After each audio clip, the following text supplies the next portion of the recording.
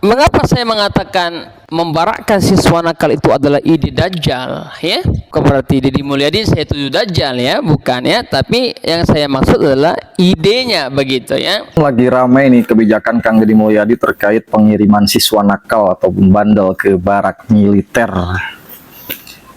Nah, di sini ada seorang cendekiawan yang merupakan seorang ketum ICMI di Sumatera Utara, yaitu Dr. Ahmad Anjay Al-Barusi, yang merupakan juga seorang tokoh atau ahli pendidikan. Nah, di sini dia menyebutkan bahwa kebijakan Kang Deddy semacam itu adalah idenya Dajjal. Wah, sadis sekali ya teman-teman ini. Padahal Dajjal itu merupakan seorang pembohong besar dan fitnahnya sungguh sangat luar biasa. Pertama sekali, kawan-kawan sekalian, pendidikan itu adalah cinta. Ya, pendidikan itu adalah kasih sayang. Nah, lalu kita bertanya, emang nanti di tentara mereka nggak dicintai, gitu ya? Emang mereka nanti di tentara nggak disayangi, di barak gitu? Sahabat, kawan-kawan sekalian yang mencintai pendidikan Indonesia, begini ya, bukankah pendidikan itu berasal dari firman Allah, yakni a'udzubillahi minasyaitonirrajim, Iqra bismi rabbikal ladzi khalaq. Itulah mengapa selama ini saya selalu mengatakan Islam itu bukan agama pengemis, tapi agama itu Allah turunkan ke muka bumi ini menyentuh manusia tidak dengan cara meminta ataupun mengemis, sehingga orang-orang yang masuk Islam itu adalah karena keterpaksaan. Saya mengatakan Islam itu adalah agama intelektual. Karena itulah Allah tidak mau umat itu hanya ikut-ikutan. Beragama hanya sekedar identitas. Beragama hanya sekedar untuk mendapatkan ini, mendapatkan itu. Tidak. Tapi agama itu adalah agama yang benar-benar mereka manusia itu mengatakan, ya, saya butuh ini agama. Nah, ketika Allah katakan Iqra, ya, maka seluruh kita yang menerima ayat itu, Allah hendak mengatakan, hei kamu, telah kami fasilitasi akal. Akal adalah mahkota terhebat manusia.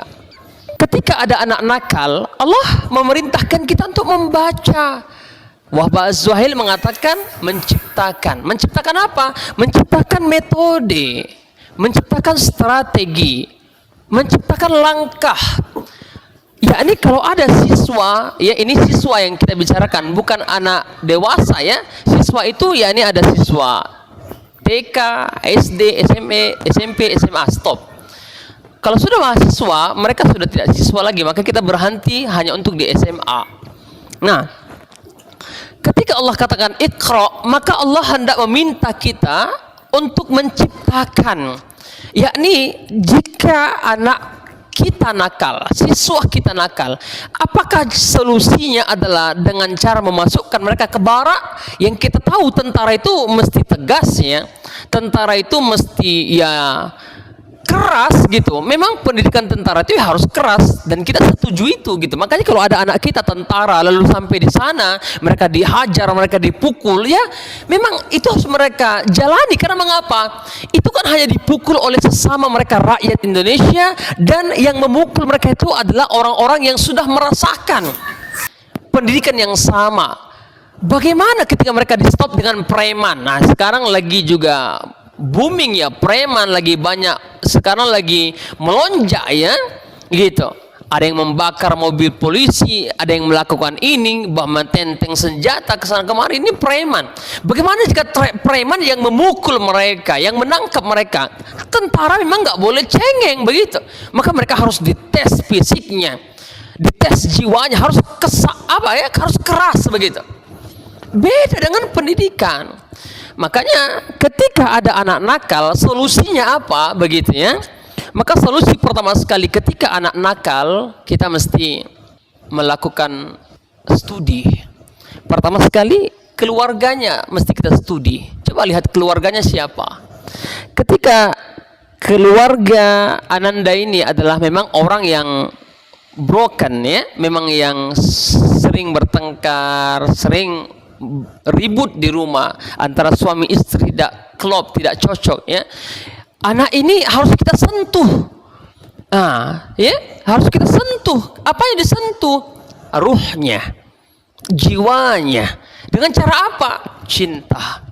Oleh sebab itulah manusia itu ketika Allah ciptakan, Allah tempelkan di jasad mereka satu elemen yang jika disentuh dengan cinta, maka siapapun manusianya akan tersentuh.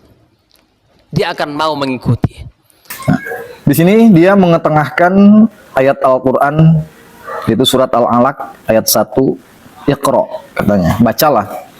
Dan di sini dia menginterpretasikan berdasarkan kutipan dari Syekh Wahbah Zuhaili, yang maksudnya Iqra itu adalah menciptakan.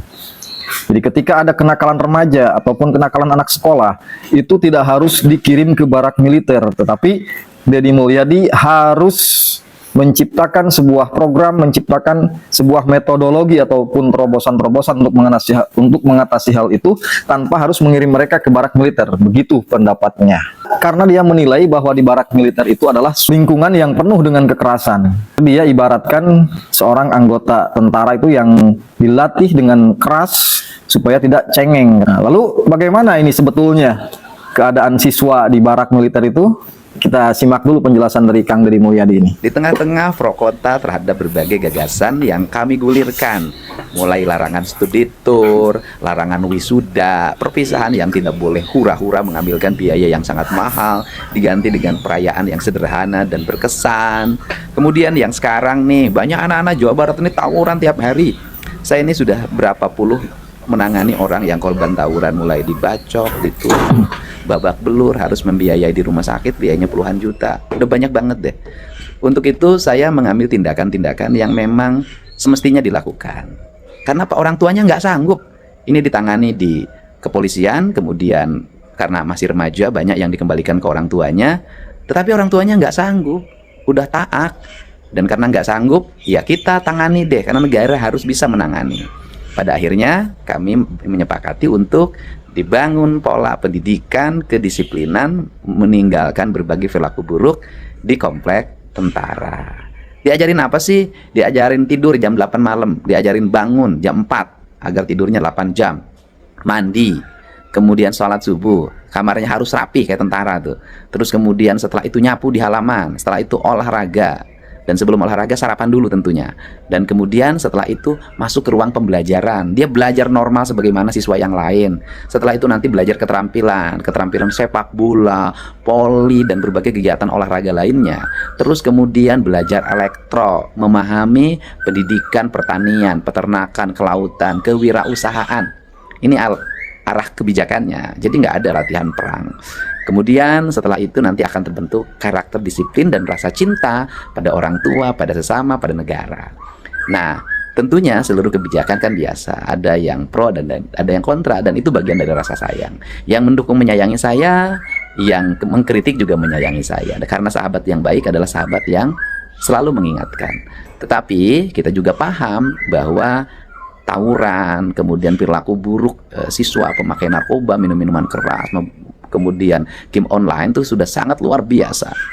Motor-motoran sampai larut malam sudah luar biasa. Untuk itu kami mengajak pada semuanya, barangkali ingin membantu pemerintah Provinsi Jawa Barat menyelesaikan seluruh problem ini. Andai kata di antara bapak dan ibu ada yang punya kemampuan memahami pendidikan anak, menyelesaikan problem anak remaja yang nakal, dengan tangan terbuka kami menunggu ulurannya untuk mengambil anak-anak Jawa Barat yang bermasalah ini.